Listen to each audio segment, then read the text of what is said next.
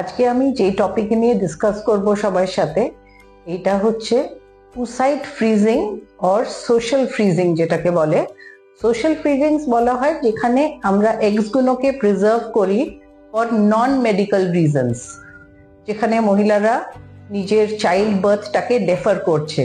সেটা হতে পারে তার ক্যারিয়ারের জন্যে, হতে পারে সে ওটা ওর পার্সোনাল চয়েস, হতে পারে সঠিক লাইফ পার্টনার পাচ্ছে না, সে তার বিয়েটাকে ডেফার করতে চায়, কিন্তু সে চায় যে তার নিজের বায়োলজিক্যাল চাইল্ডই জন্ম দিক। তো সেই জন্যই এইটা নিয়ে আজকে ডিসকাস করা হবে।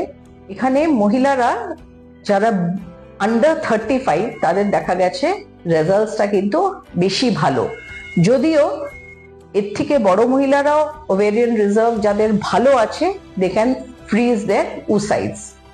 এখানে পদ্ধতিটা কি, আগে ওই মহিলাটা আসে, আমরা তার অ্যাসেসমেন্ট করি তার ওভেরিয়ান রিজার্ভটা কিরকম, তারপরে হরমোনস দিয়ে তাকে স্টিমুলেট করা হয় এবং ট্রিগার ইনজেকশনস দিয়ে তার oocytes গুলো আমরা রিট্রিভ করি।